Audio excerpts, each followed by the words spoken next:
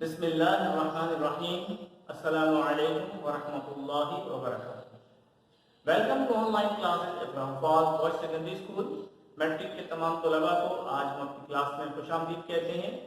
मुझे उम्मीद है कि तमाम बच्चे अलर्ट होंगे और ज़ौक़ और शौक़ के साथ अपनी क्लासेस अटेंड करते हैं और जो होमवर्क उनको दिया जाता है वो बिल्कुल सही तौर पे कर रहे होंगे और तमाम लेक्चर्स को बहुत अच्छी तरीके से समझ भी रहे होंगे, इसलिए कि रिकॉर्डेड क्लासेस हैं, आप बार बार इनको देख भी सकते हैं और समझने की कोशिश कर सकते हैं।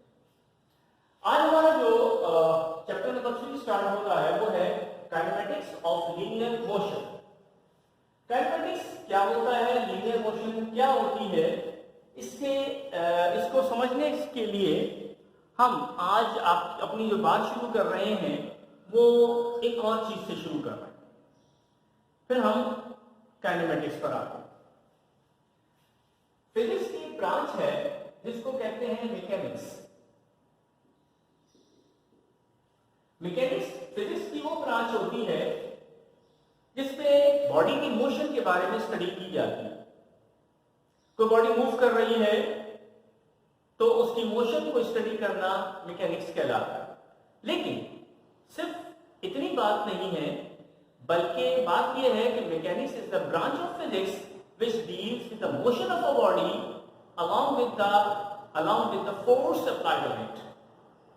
यानी इसका मतलब यह हुआ कि जब किसी फोर्स को किसी बॉडी पर अप्लाई किया जाता है और उसके नतीजे में जो मोशन प्रोड्यूस होती है, so whole structure is known as the mechanics. अब यहां पे क्योंकि हमने तस्करा किया कि मैकेनिक्स का असल ताल्लुक जो है वो एक फोर्स से होता है और जब फोर्स लगती है तो बॉडी मूव कर जाती है यानी मोशन में आ जाती है।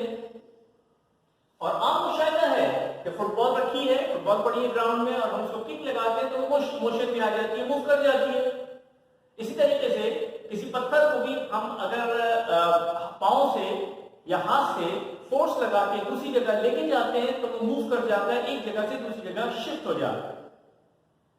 और इसी तरीके से हम किसी भी बॉडी को, फॉर एग्जांपल ये हमारे पास एक स्केल है और हम इसको यहां से उठा के अगर कहीं दूसरी जगह शिफ्ट कर देते हैं, so this is the motion. लेकिन क्या किया हमने, फोर्स लगाई है इस पर। लेकिन बात सिचुएशंस ऐसी भी पाई जाती है जिन पर हम फोर्स लगाते हैं और मोशन नहीं होती। जैसे मिसाल के तौर पे हम फोर्स लगा के कुछ चीजों को तो मूव करा सकते हैं, लेकिन अगर वो फोर्स कम हो जाए और बॉडी बहुत बड़ी हो जिसका मास बहुत ज्यादा है तो आप उसको मूव नहीं करा सकते, हालांकि आप फोर्स लगा रहे होंगे। जैसे सिंपल सी बात यह है कि आप मुझसे कहेंगे कि फोर्स लगा के दीवार को पीछे कर दीजिए, तो it is not possible for me, मैं नहीं कर सकता। लेकिन आप ये नहीं कह सकते कि मैंने फोर्स नहीं लगाई, फोर्स तो मैंने लगाई है।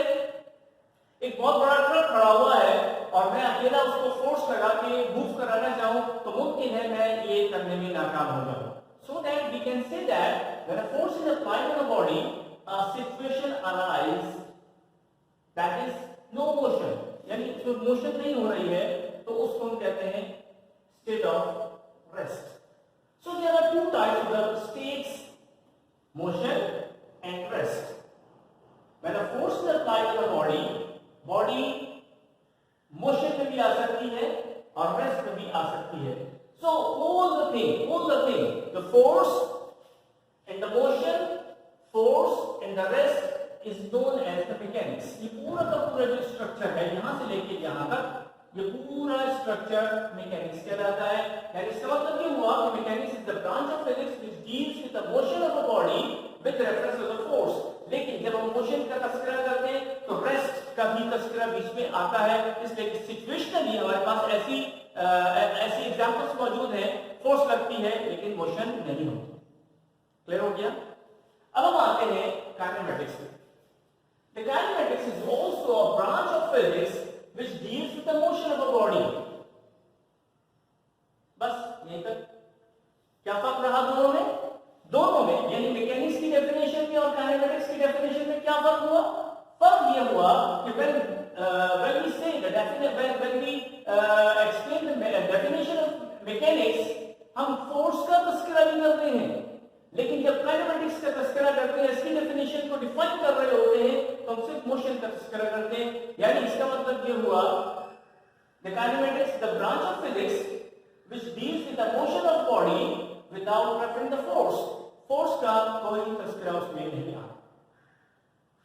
चुनाचे अब हमारे पास यहां पे फोर्स से हटकर जो मोशन,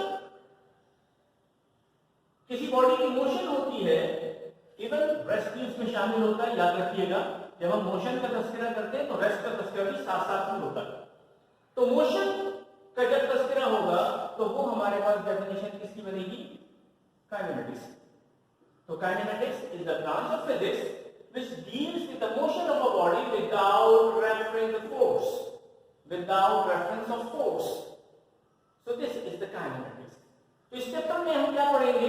इस चैप्टर में हम पढ़ेंगे कि कोई बॉडी मोशन में किस तरह से आती है, कौन कौन से लॉज हैं जो मोशन के लिए इस्तेमाल किए जाते हैं, और कौन कौन सी मैथमेटिकल इक्वेशंस हैं जो इस मोशन को डील करती हैं। यहां तक भी क्लियर हो गया? तो हम यहां से इसको ब्रेक कर देते हैं। ठीक है, हमारे पास ये वाला पोर्शन आ रहा है, ये पूरा का पूरा पोर्शन, ये हमारे पास काइनेमेटिक्स है, लेकिन अगर फोर्स को साथ मिला देंगे तो ये हमारे पास मैकेनिक्स है। मजीद इसके बाद तो हम आगे बढ़ाते हैं। किसी बॉडी पे वो फोर्स लगती है और वो मोशन में आ जाती है। This is one of the situations, और इस सिचुएशन को कहते हैं डायनामिक्स। डायनामिक्स, कोई फोर्स लगती है किसी बॉडी पे और वो रेस्ट में ही रहती है, ऐसी सिचुएशन को कहते हैं स्टैटिक्स। तो हमारे पास चाहे हम मैकेनिक्स की बात करें, चाहे हम काइनेमेटिक्स की बात करें, हमारे पास दो सिचुएशंस अराइज होती हैं। एक ये कि फोर्स लगे और मोशन पैदा हो जाए, मोशन क्रिएट हो जाए, उसको हम काइनेमेटिक्स कहते हैं। लेकिन फोर्स लगने पर वो रेस्ट में आ जाए तो उसे हम स्टैटिक्स कहते हैं।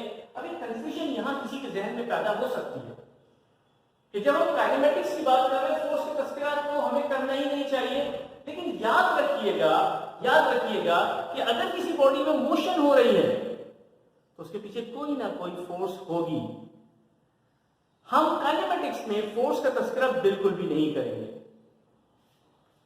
लेकिन डायनामिक्स और स्टैटिक्स इस काइनेमेटिक्स में भी प्रोड्यूस हो जाती है। बात यहां तक समझ में आ गई सबके? अच्छा, अब जब यहां पे हम ये समझ गए कि काइनेमेटिक्स क्या होता है और मैकेनिक्स क्या होता है और मोशन और रेस्ट क्या होते हैं, फिर डायनामिक्स और स्टैटिक्स सिचुएशंस क्या होती हैं, और ये जो सिचुएशंस मैंने आपको बताई हैं ये भी एक मैकेनिक्स की ब्रांच बनती है। These are branches of mechanics. तो ये हमारे पास एक पेरेंट ब्रांच होती है फिजिक्स की, उसके बाद काइनेमेटिक्स है, काइनेमेटिक्स फर्दर डिवाइड होती है डायनामिक्स और स्टैटिक्स में।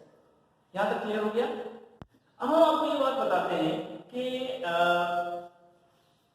डिस्टेंस और डिस्प्लेसमेंट में क्या डिफरेंस होता है। डिस्टेंस और डिस्प्लेसमेंट में क्या डिफरेंस होता है, आइए इसके लिए हम थोड़ा सा अपने बोर्ड को रब करें।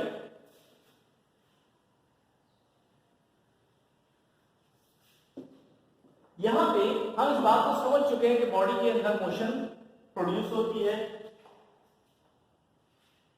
For example, this is point A and this is point B. ये पॉइंट ए है और ये पॉइंट बी है। एक बॉडी पॉइंट ए से मूव करके पॉइंट बी तक जा रही है, तो उसके पास बहुत सारी सिचुएशंस हो सकती हैं। ये उसने अपना ट्रैवलिंग की, वो यहां से किसी वे पे, किसी पाथ पे बी पर चली गई, यहां से वो किसी और पाथ से बी पर चली गई। ठीक है, तो उसके पास बहुत सारे ऑप्शंस मौजूद हैं, लेकिन एक उसके पास ऑप्शन ये भी है कि डायरेक्टली बिल्कुल स्ट्रेट वे में यहां से ऐसे चली जाए। अब वो क्या कर रही है बॉडी? वो पॉइंट ए से बी तक बहुत शॉर्टकटली मूव कर रही है। So what is the distance? This is the distance, and this is the distance, and this is known as displacement. कि अगर एक बॉडी एक पॉइंट से दूसरे पॉइंट तक मूव करती है तो डिस्प्लेसमेंट किसको कहते हैं? The displacement is the shortcut distance in a straight way, in a particular direction from point A to B. But the distance is what? The distance is basically the path. कहीं से भी उसने path को cover कर लिया, चाहे जितना भी घूम फिर के वो बी तक चली जाए वो बॉडी, लेकिन क्या होगा कि वो डिस्टेंस कहलाएगा। और डिस्प्लेसमेंट क्या होगा? The shortcut distance from one point two another point. ये बात क्लियर हो गई कि डिस्टेंस और डिस्प्लेसमेंट में क्या डिफरेंस होता है। इंशाल्लाह अगली वीडियो तक इंतजार कीजिए, फिर हाजिर होंगे। अस्सलाम वालेकुम व रहमतुल्लाहि व बरकातहू।